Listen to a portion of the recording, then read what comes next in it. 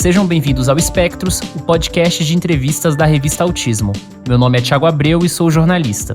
Assim como o espectro de cores é formado por muitos tons, é impossível resumir alguém apenas pelo que faz. Aqui no Espectros, trazemos as pessoas que constroem a comunidade do autismo do Brasil para saber mais sobre estes indivíduos além da história, seja familiar, profissional ou pessoal com diagnóstico. Este podcast é uma produção da revista Autismo com patrocínio da Clínica Somar Special Care. E a nossa convidada do mês é graduada em Arquitetura e Urbanismo pela Universidade São Judas Tadeu, é ativista, consultora e palestrante. Depois de descobrir o autismo dos seus filhos, deixou sua atuação na área de construção civil para atuar no ativismo do autismo e, com os anos, se tornou um dos principais nomes na discussão arquitetônica do autismo no país. Com essas credenciais, Ana Paula Chacur é a entrevistada do Espectros deste mês. Ana, muito obrigado por ter topado aqui o convite para poder falar sobre várias questões relacionadas ao seu trabalho e às suas perspectivas sobre o autismo. Falei um pouco aqui sobre o seu currículo, mas do ponto de vista pessoal, quem é a Ana Paula Chacur? Olá, Thiago. Primeiramente, é uma honra participar desse podcast, que eu já acompanho há bastante tempo. Fico bem feliz de poder contribuir, contar um pouquinho da minha história. A Ana Paula é uma mulher que não deixa a criança interior morrer, que acredita que tudo é possível, mesmo que as portas sejam fechadas, sempre vai ter uma janela aberta. Eu acredito que a vida em qualquer esfera é um pouco disso, é a persistência, é acreditar que as coisas são possíveis e não parar de caminhar. Bem poético, né, de uma forma geral. E eu queria, inclusive, te perguntar sobre a Ana Paula Chacur antes da profissional, né, antes de toda a trajetória que você teve na vida adulta. Qual que é a sua região, de uma forma geral? Que eu sei que você já morou em muitos lugares. Muitos lugares, Thiago. Eu sou natural de São Paulo, capital, nasci na Moca. Tive a oportunidade de morar em outros estados, conhecer outras culturas. Tive uma longa jornada na cidade do Rio de Janeiro, que é a cidade do meu coração. E hoje eu moro na cidade de Santos, vai completar 10 anos, dia 2 de abril agora. E a sua formação você fez, no caso, em São Paulo? Isso, toda a minha formação acadêmica se deu dentro do designer de interiores, do paisagismo, da arquitetura, foi contínuo, né? Eu fiz curso técnico em edificações, me formei com 18 anos e dali continuei minha formação acadêmica na área da arquitetura e do urbanismo. Mas a saúde sempre esteve presente no meu trabalho. Eu acabei indo para trabalhar um pouco com arquitetura para a saúde, né? Em estabelecimentos de saúde, clínicas, antes da maternidade, antes de casar, antes de sair de São Paulo. Então, toda a minha formação profissional e acadêmica e atuação foi na cidade de São Paulo, capital. Você falou que fez técnico em edificações, no caso, imagino que deve ter sido no antigo Cefet, né? O Instituto Federal, que o pessoal chama. Eu estudei na ETEC, Escola Técnica Estadual de São Paulo. Era 98 quando eu me formei. E imagino que a escolha de arquitetura tenha relação, mas por que fazer arquitetura? Eu sempre fui encantada com essa coisa de transformar, né? Quando eu me apresentava como arquiteta, logo as pessoas perguntavam sobre projetos residenciais, mas eu nunca gostei muito de começar um projeto, sabe, do zero, residencial. Eu queria fazer coisas diferentes, eu queria transformar espaços antigos, ressignificar esses espaços, era o que eu acho que mais me encantava na arquitetura. E estar em movimento, né? Inclusive essa coisa de não ficar presa a um projeto, sentada atrás de uma prancheta, na minha época era prancheta, hoje é computador. Sempre gostei de estar em movimento, então eu precisava estar na obra, eu precisava estar com o cliente, essa dinâmica me encantava muito. E eu tive uma tia arquiteta, uma autodidata, e que desde muito pequena me carregava para baixo para cima. Então tem essa grande influência da minha tia Nájila Chacur. Ah, que legal, muito interessante. E agora eu quero fazer já uma migração aí para a questão do autismo. E Quando a gente entrevista alguém que convive com a maternidade ou a paternidade no contexto do autismo, a gente sempre parte do pressuposto que o primeiro contato com o autismo da pessoa foi com a experiência familiar. Mas eu sempre gosto de perguntar se você já tinha ouvido falar sobre autismo antes disso, qual foi o seu primeiro contato com o tema autismo? Tiago, não tinha ouvido, não sabia o que era autismo quando o médico me contou. Então, meu primeiro contato, de fato, foi descobrindo a minha filha. E aí, depois, pensando um pouco, na minha infância, adolescência, no colégio, eu lembro que eu sempre me afeiçoava, me achegava. Eu nunca fui de grupos muito grandes, de muitos amigos. Meus amigos sempre eu contava meio que no dedo, sempre era um pouco mais tímida, não gostava de falar em público. E eu geralmente me aproximava de amigos que tinham essa mesma identidade. Então, hoje eu me lembro de alguns amigos que eu achava estranho, que tinham um pouco de interação, mas eu conseguia me aproximar e ali a gente ter um vínculo, uma amizade, mas sempre poucas pessoas. Mas meu contato mesmo descobrindo o autismo foi em casa, foi com a minha filha mais velha. E sobre a história da sua filha, isso aconteceu mais ou menos em que ano e como foi esse processo do diagnóstico? A Helena nasceu em 2009, uma gestação tranquila, nenhuma intercorrência grave. E eu lembro que nos primeiros meses minha mãe ficou comigo para me auxiliar, mas minha mãe também não lembrava tantas coisas, né, de quando eu nasci. Mas uma coisa chamou a atenção na minha mãe, porque a Helena chegou a época de sentar, de apontar, ela não tinha isso, não tinha esses gestos, né? Mas eu tava tranquila porque falei, mas eu tô acompanhada com a pediatra não sinalizou nenhum atraso, nem nada diferente no desenvolvimento dela. Com o passar do tempo, isso ela já estava com 6 meses e ela não sentava ainda. Quando chegou 9 meses, ela estava muito gordinha, e aí eu decidi trocar de pediatra, porque aí comecei a achar de fato que tinha algo diferente. E foi nessa troca de pediatra que também não sinalizou que pudesse ser autismo ou qualquer outra questão. E a gente começou uma investigação através da alimentação, ficamos pensando se ela não tinha diabetes ou algo do gênero, né? Então a gente foi encaminhado para uma endocrinologista, uma nutricionista, e passado mais um tempo, que ela aí não ficava em pé, com 1 ano a gente chegou no neurologista, ela já estava com 1 aninho. E aí, a partir do neurologista, que a gente começou todas as investigações, ressonância, enfim, e veio o primeiro diagnóstico dela com 1 ano e 3 meses, que ela tinha um atraso no desenvolvimento neuropsicomotor. A princípio era esse o diagnóstico, ela tinha uma alteração cerebelar. E foi encaminhada para. Aí o caminho foi muito assertivo, porque aí ela já foi encaminhada para uma equipe multidisciplinar, a gente fez a intervenção dela com base na psicomotricidade, e com esse acompanhamento, algumas aquisições não chegavam, como o balbuciar, aquela coisa da troca do olhar, né? E aí, um pouquinho mais tarde, veio o diagnóstico de autismo. Isso, a Helena já estava com quase 3 anos. E eu me lembro que quando o nosso médico deu o diagnóstico de atraso do desenvolvimento neuropsicomotor, eu fiquei muito curiosa, eu fiz várias perguntas, ele me deu uma aula ali, e daquele momento, eu já passei a estudar. Aí eu já me desliguei um pouco da arquitetura, porque a gente tinha um escritório no Rio de Janeiro, eu e meu ex-marido, e comecei a estudar o desenvolvimento, as etapas, as fases do desenvolvimento do bebê, através da psicomotricidade. O que é interessante é que quando ele falou autismo para mim, eu não perguntei para ele o que era, e fiquei achando que eu sabia.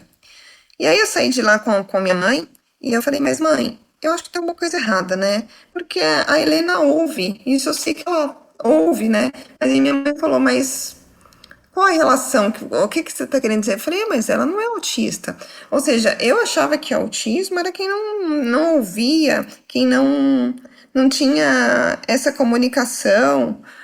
E em tanto tamanho o meu desconhecimento, né? Se a gente pensar no ano 2000, né, quase 2010, aí eu não tinha conhecimento nenhum sobre o autismo.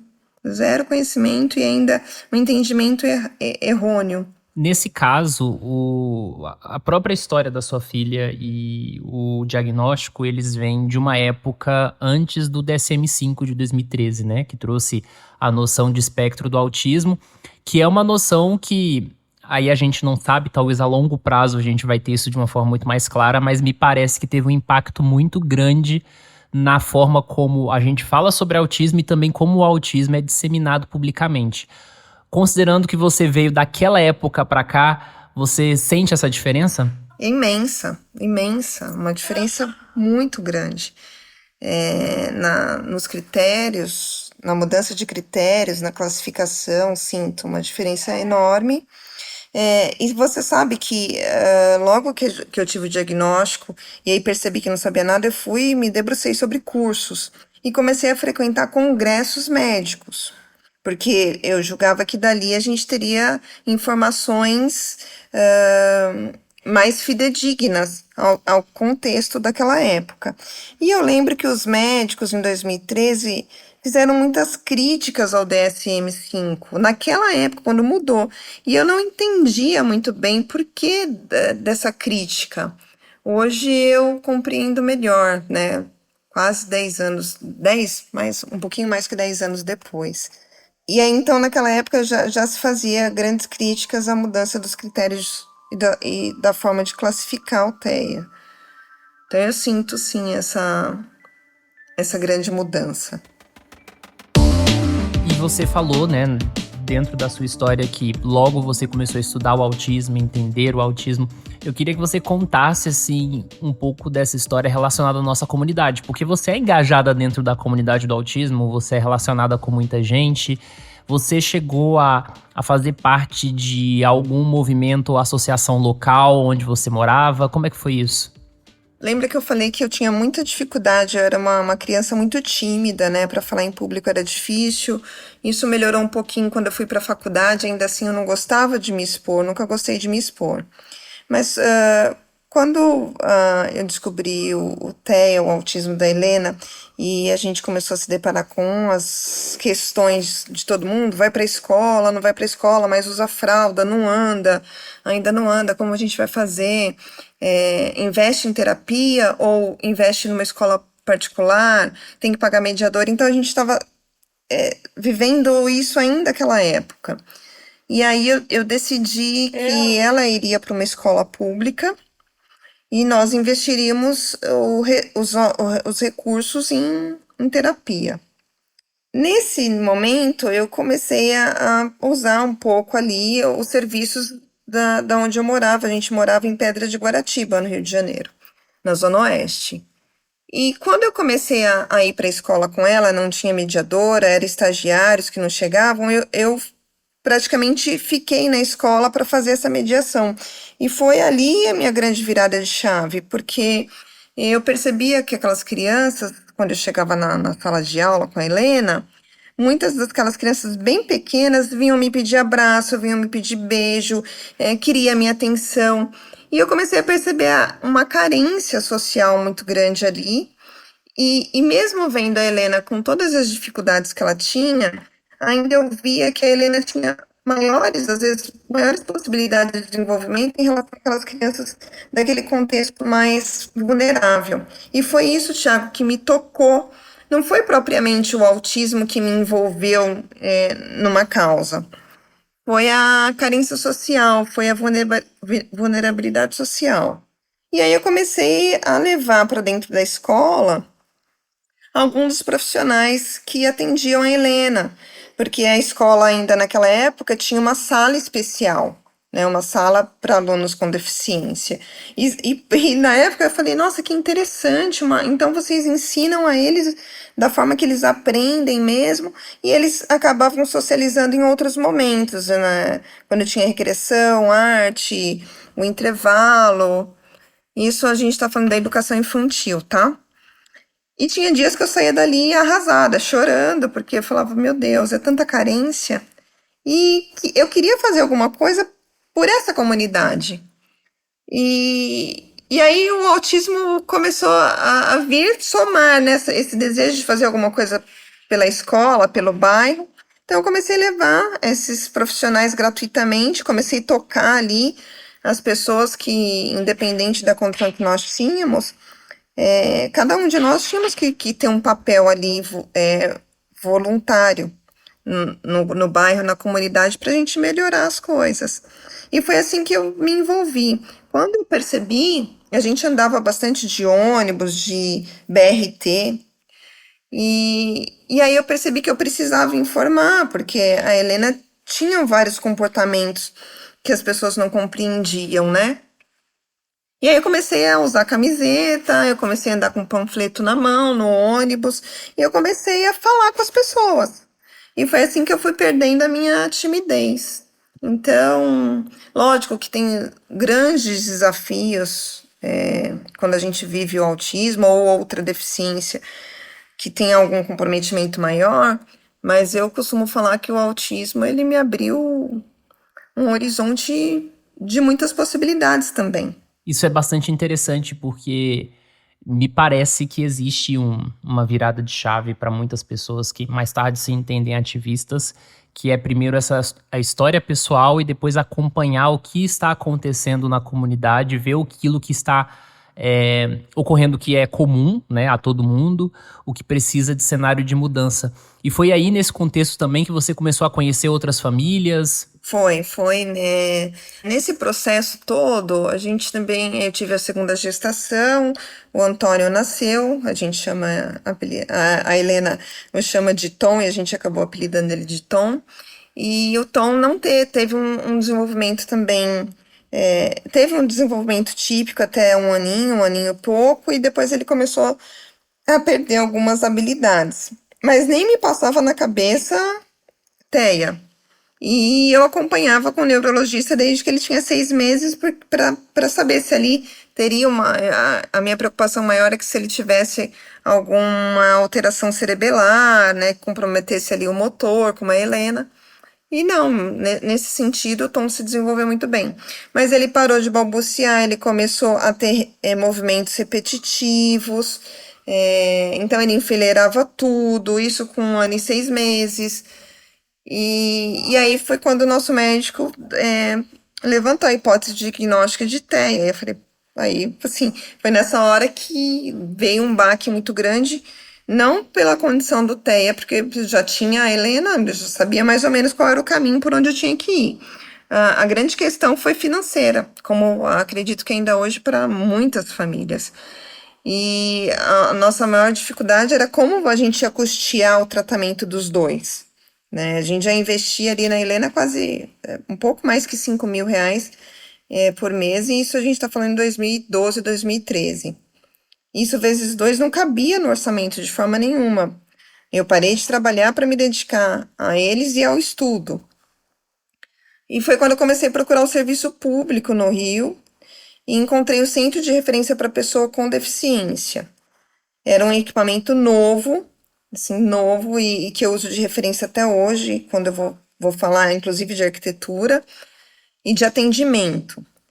E eles estavam capacitando a equipe na época, em 2012, quando a lei tinha sido ali aprovada, 12.764, para atender autistas. E eu bati lá na porta do CRPD de Santa Cruz e não passou muito tempo, meus filhos foram chamados. E foi ali que comecei a conhecer famílias e lidar com famílias ainda mais vulneráveis. Eu acredito que eu me encontrei. Eu acabei indo para a política pública pensando nessas famílias, mas também me colocando nesse lugar, porque a partir do momento que você deixa de contribuir com a renda familiar, que você tem 2 filhos com deficiência, que você só tem o teu companheiro trabalhando, você não consegue suprir mais as necessidades da família. E aí, um outro momento, muitas de nós acabamos levando essa maternidade solo. Então, foram essas coisas que me instigaram, conversar com essas famílias, acolher, ouvir as histórias, fazer encontros em casa. Isso começou lá na cidade do Rio de Janeiro, conhecer outras mães nos cursos, isso foi muito bom. Você falou até sobre as suas questões de arquitetura e eu vou entrar nesse assunto já já, mas antes disso eu queria saber, eu cheguei até a acompanhar e eu vi que você falou e até em outros lugares, que o fato de você ter saído do Rio e ter ido para o litoral de São Paulo, isso teve uma diferença muito significativa no próprio desenvolvimento dos seus filhos. Então eu queria te perguntar quando foi essa mudança e em que sentido foi essa mudança na vida deles? Tem 2 viés nesse sentido.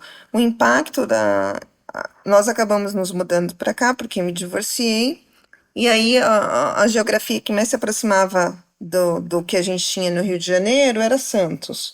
E eu tinha visto no Fantástico uma reportagem do surf adaptado, sobre a reabilitação de algumas crianças e adolescentes através do surf. E aí eu pensei, bom, a gente já tinha falido nessa época, né, Thiago? Não tinha dinheiro para mais nada.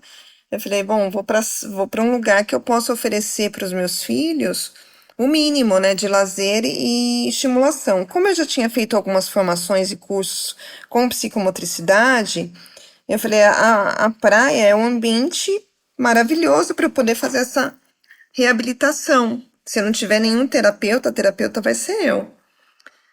E foi por isso que eu cheguei a Santos. Consegui colocar os meus filhos no surf, foi incrível. Por longos anos eles praticaram surf adaptado. Eu aprendi a surfar também com eles e por conta deles, que era um sonho da minha infância.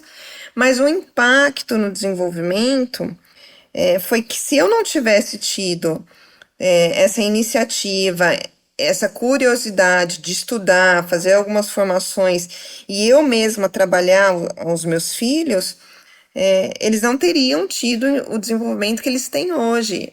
O desenvolvimento deles não ficou na mão de nenhum terapeuta, não ficou na mão de nenhum médico, porque aqui não tinha. Em Santos o que tinha em Santos eram escolas especializadas, instituições que ainda existem até hoje, e que atuavam com essas crianças no contraturno da escola regular.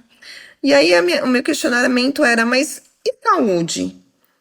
Que equipamento de saúde que presta ali o atendimento terapêutico em fonoaudiologia, psicologia, e só tinha os CAPs.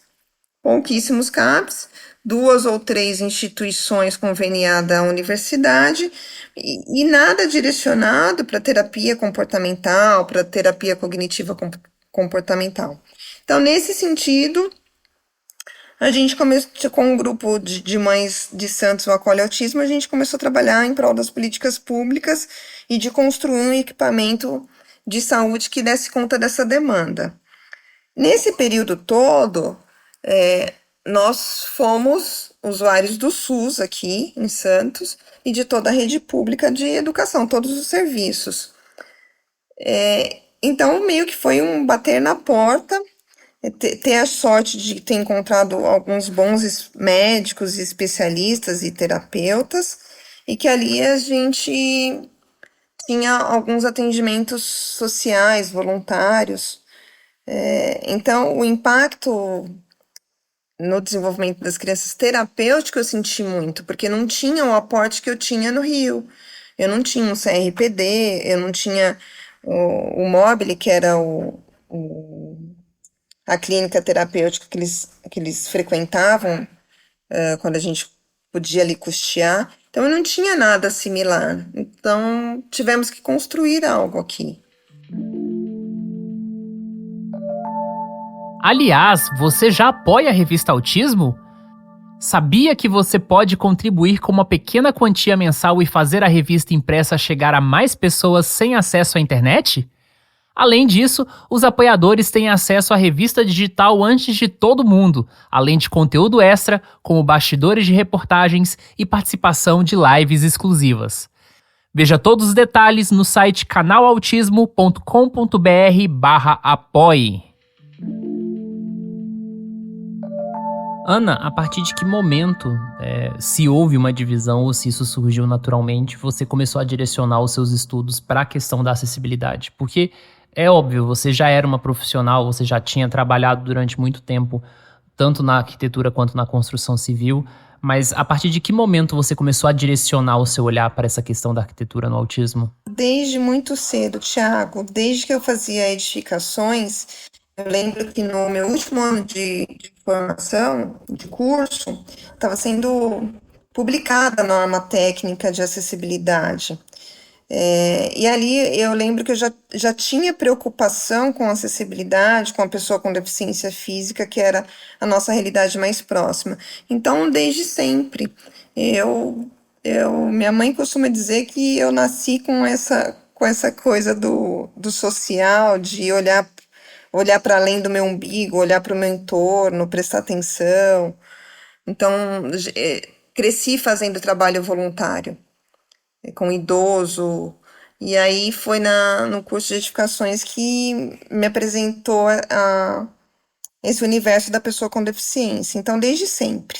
Mas em relação à literatura sobre autismo, né? Que, assim, a minha curiosidade também é. Foi em 2014, em 2013, eu fiz um curso no Rio, um aprimoramento de alguns meses com a Ideias, e conheci uma arquiteta no curso. Eu falei, poxa, que legal, você é arquiteta. Eu não tinha terminado a minha formação. Quando a Helena nasceu, faltava um ano para me formar. E eu tranquei a faculdade e o meu maior sonho era terminar a graduação.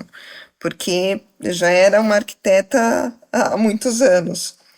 E aí eu falei, poxa, e eu já estudava TIT, enfim, eu falava, bom, se o ambiente, ele é um coadjuvante, se ele influencia tanto o comportamento, como o arquiteto não está discutindo sobre isso, como ele não está se atentando sobre a acessibilidade sensorial, e nós começamos a trocar muitas ideias, eu e a Cristiane Coimbra. E foi daí que começou a curiosidade de pesquisar. O reforço para essa pesquisa virar algo mais elaborado foi o projeto da Clínica Escola Pública aqui de Santos. E era um projeto que a gente trazia a referência do Rio, lá de Itaboraí, mas só que num contexto totalmente voltado para o município de Santos. Então, nós tivemos que construir do zero, né? Desde documentos, regimento. E aí surgiu o imóvel, né? A prefeitura procurou o imóvel e esse imóvel precisava passar por adaptações.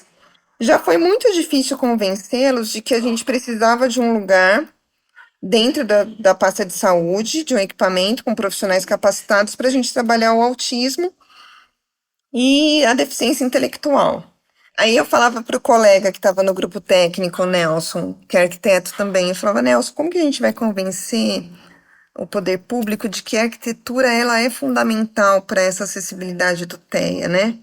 Eu já pesquisei algumas coisas, enfim, e nós começamos a pesquisar juntos e chegamos numa arquiteta, Magda Mustafa, que já tinha lá, desde o início dos anos 2000, pesquisas de como criar diretrizes de acessibilidade para pessoas com autismo. E aí foi o que fortaleceu essa discussão.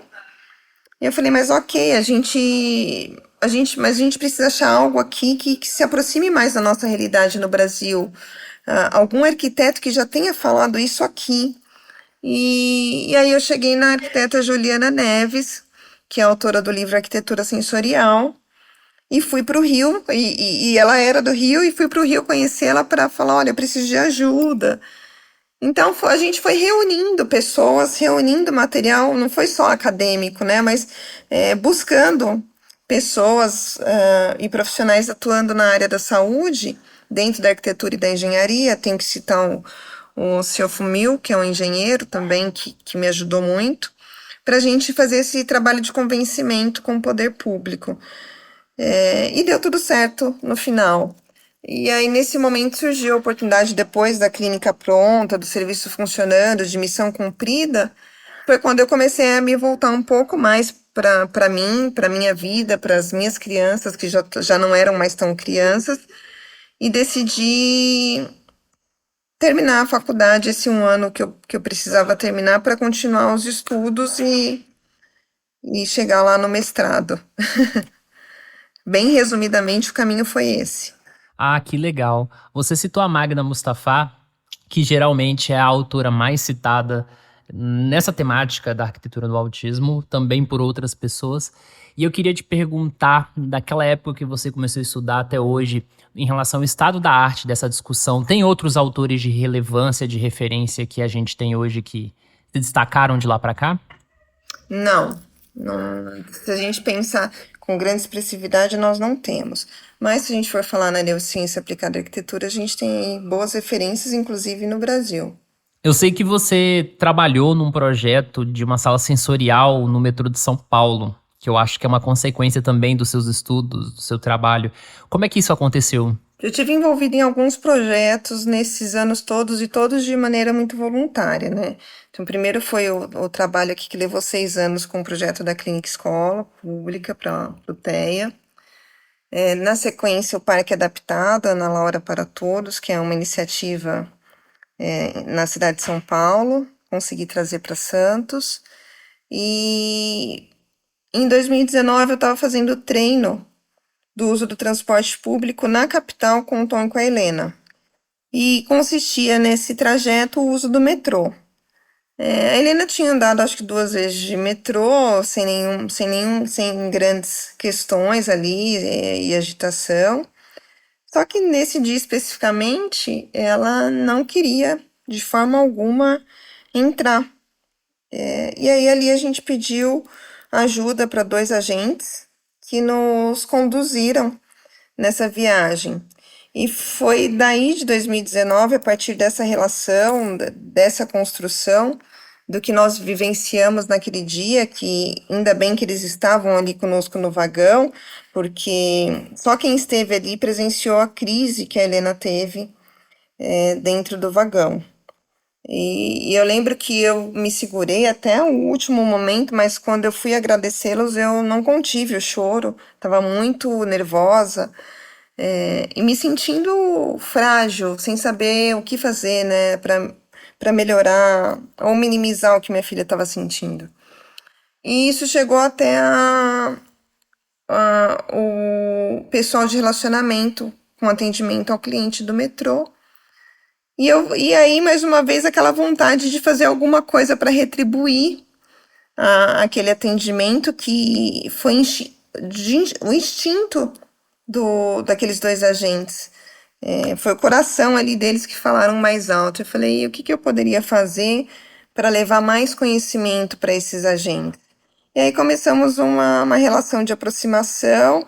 Falei, bom, eu tenho uma pequena empresa que promove cursos, tenho um excelente relacionamento com profissionais que eu admiro muito, que são amigos, e que talvez topariam, né, de uma forma voluntária, fazer um ciclo de palestras ou uma capacitação, que a gente pudesse falar ali de alterações sensoriais, de manejo de comportamento, e assim nasceu essa relação.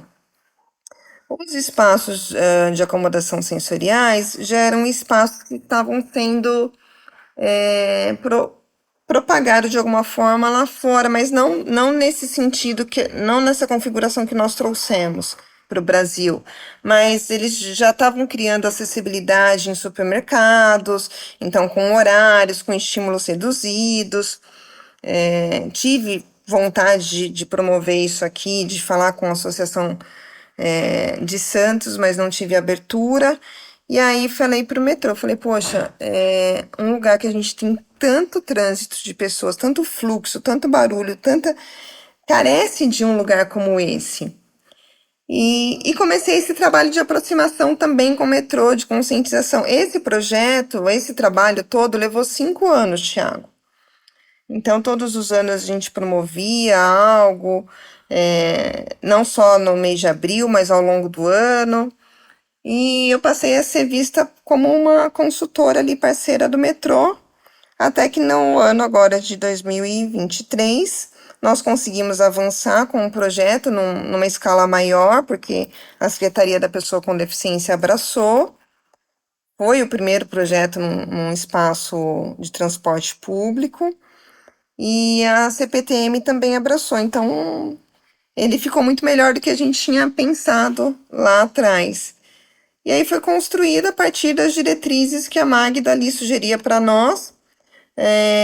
A única diferenciação dos trabalhos, de tudo que foi proposto pela Magda, que eu sempre ressalvo, é que a nossa cultura, a nossa economia está bem distante do contexto lá por exemplo, do Egito, do Canadá, onde ela tem projetos bastante expressivos.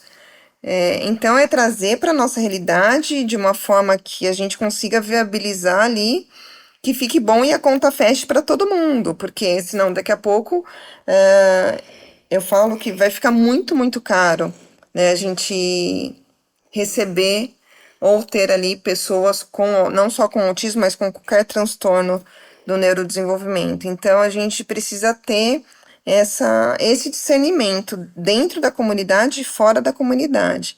Até uma crítica que às vezes eu faço muito, né? A gente está criando muitas demandas, mas como a gente soluciona tudo isso? Como que a conta fecha? Como que se paga tudo isso? É aquela expressão dinheiro não dá em árvore, né? Os recursos são finitos. E eu até queria aproveitar e te perguntar, de alguns tempos para cá, a gente tem tido algumas iniciativas de implantação de salas sensoriais, por exemplo, em aeroportos, algum desses espaços. Você tem elogios ou algum tipo de ressalva crítica em relação a esse movimento? Como é que você avalia esse cenário? Tudo virou um mercado, né? A gente não pode fechar os olhos para isso. Precisa entender qual é o propósito, né? Quando a gente pensa em criar acessibilidade para pessoas com TEA, qual é o propósito? Se eu preciso, num local de grande estímulo, de grande fluxo, ter um local ali que eu diminua estímulos, eu tenho que ter a máxima atenção com o que eu estou propondo naquele projeto. Então, a gente tem aí várias configurações, né? Salas multissensorial, salas do silêncio.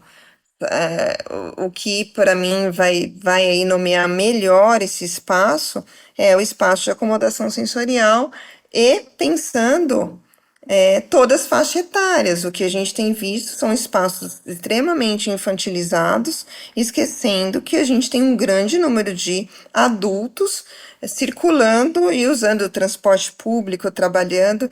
Então, a gente tem que pensar, ter esse critério e tomar essa diretriz para a gente propor espaços de fato eficientes, Thiago. Não conheço esses projetos de perto do aeroporto, já vi imagens e fico aqui pensando como que uma pessoa pode se regular, às vezes, ali numa crise, num espaço que às vezes é amplo e com mais pessoas em crise. Então, são observações, por enquanto, que eu me reservo aqui o direito, por exemplo, de não ser tão crítica, mas de refletir, talvez fazer com que as pessoas reflitam sobre isso.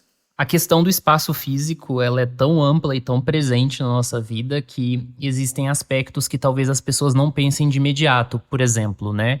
Eu sou uma pessoa que costuma muito discutir autismo no ensino superior, autismo na universidade. Quando a gente pensa sobre autismo na universidade, a primeira coisa que as pessoas pensam é sobre currículo, é sobre acesso, permanência, mas muitas vezes o incômodo de um estudante que é autista dentro da universidade é de não conseguir estar no RU por causa do espaço físico, por causa do barulho, por causa da construção. Então, você acha que é desafiador para as pessoas conseguirem entender essa amplitude da discussão sobre o espaço físico e da acessibilidade à arquitetura no autismo? Sabe por quê, Tiago, que eu acho que é desafiador? Desde a minha formação, a arquitetura ela sempre foi vista como um elemento de luxo. Para ser bem honesto, né? Entre contratar um engenheiro e um arquiteto, a sociedade naquela época, eu preferia um engenheiro. A figura do arquiteto estava associada muito a uma elite, né? Quem pudesse contratar e ali pagar um profissional dessa área. Então, a gente vem num processo de desmistificar o profissional da arquitetura. E aí, se a gente pensar especificamente na arquitetura para a saúde, arquitetura para promover bem-estar, a arquitetura para promover saúde mental, né? Eu estudei muitas questões de saúde mental. E aí, a gente fechar no autismo é um desafio imenso, visto que em Santos a gente precisou reunir uma retaguarda importante de profissionais para convencer que o espaço físico ele era determinante para promover esse desenvolvimento e potencializar também a aprendizagem. E é o que a gente enfrenta, por exemplo, hoje nas escolas regulares. Para mim é um desafio gigante a gente lhe dar qualidade para o aluno que tenha o autismo, nível 1, 2 ou 3, permanência, acesso. Se a gente pensar nessa sala de aula tradicional, nesse pátio que é tradicional, então o desafio é muito, e talvez seja ainda para outras gerações, como a própria inclusão. Então, eu acredito que o ambiente, enquanto ele não for visto dessa maneira, com o olhar da própria pessoa autista ou do profissional da arquitetura, enquanto ele não for envolvido nessa discussão, pouco a gente vai avançar. Aí, então, espaço de acomodação sensorial também será visto como luxo.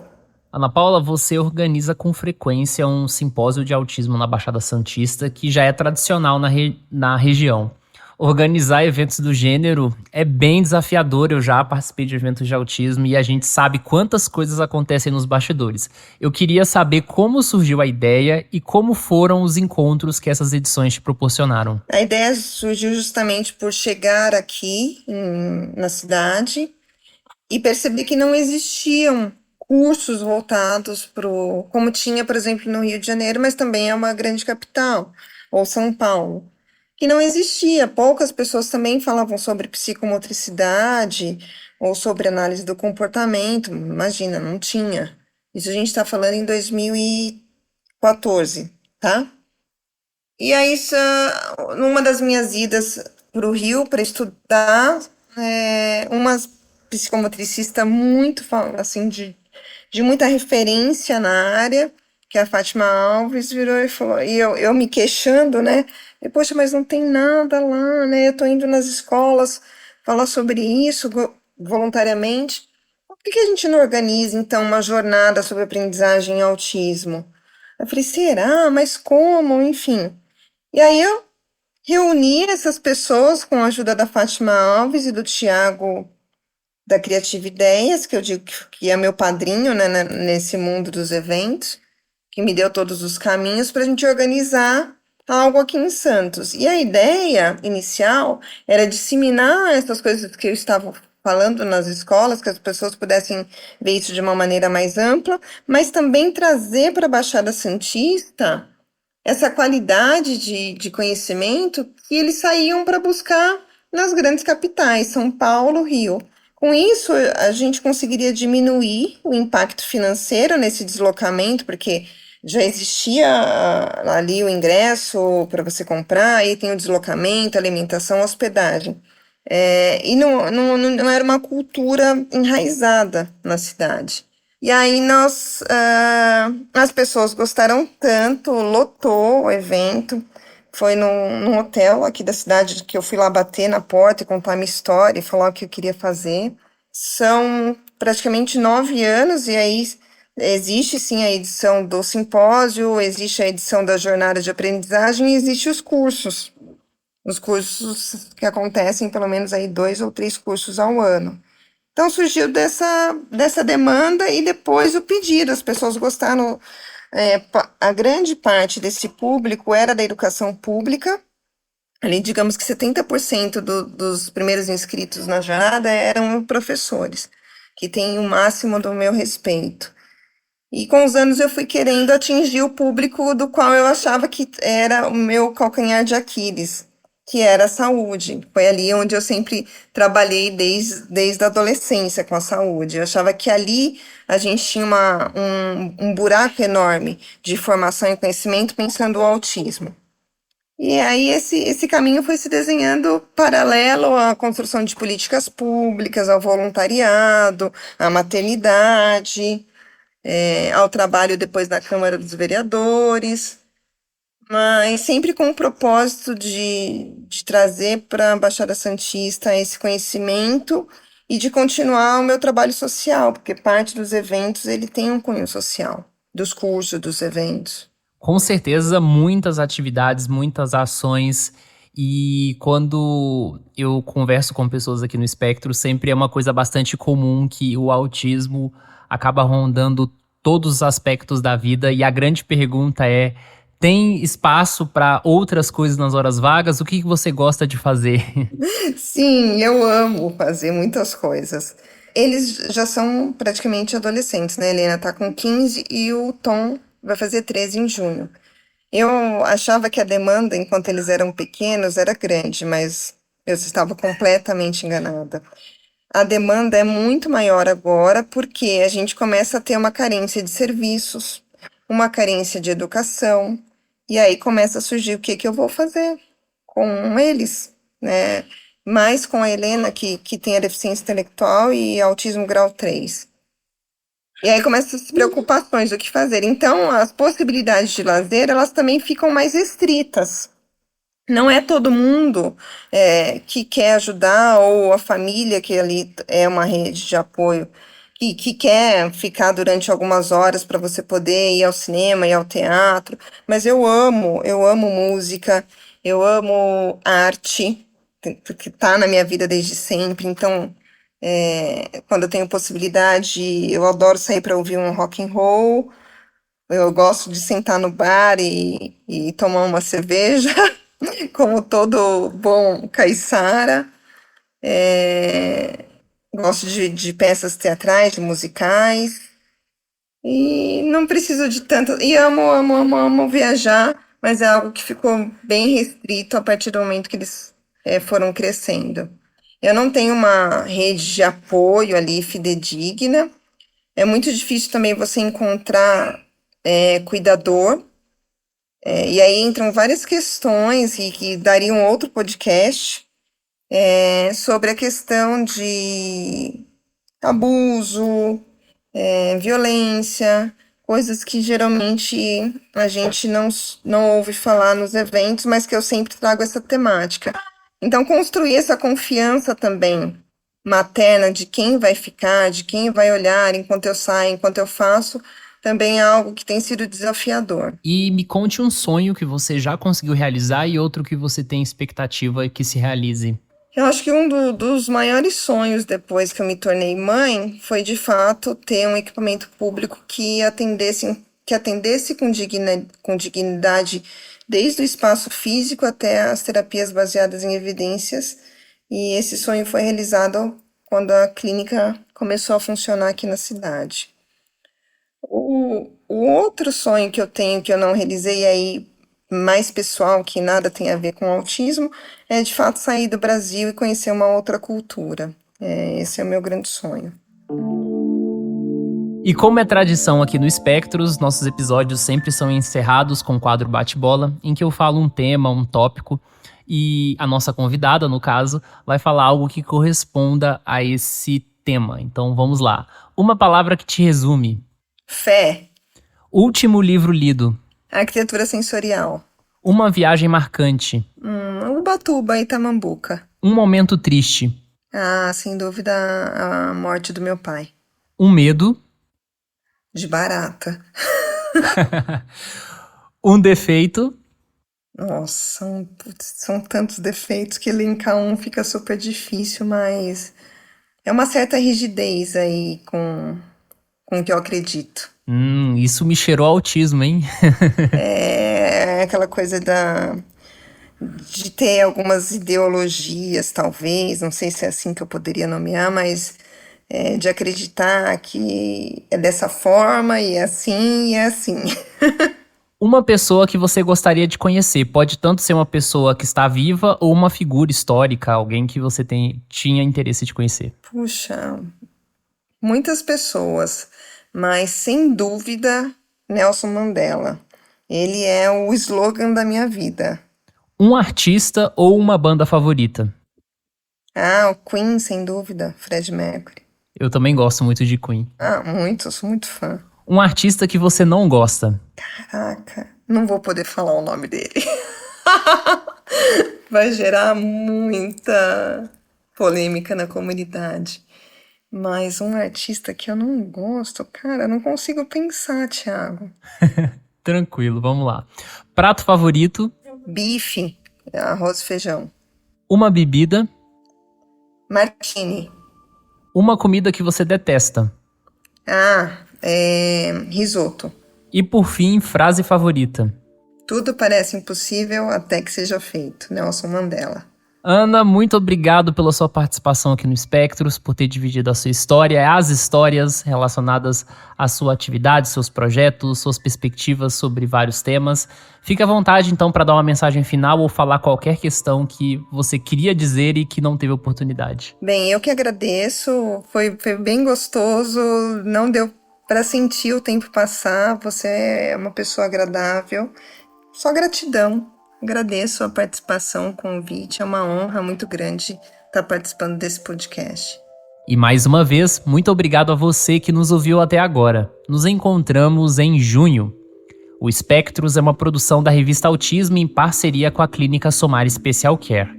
Localizada em Pernambuco e com unidades em várias cidades do estado, a Somar Special Care tem o objetivo de mudar a vida das pessoas autistas com profissionalismo e amor.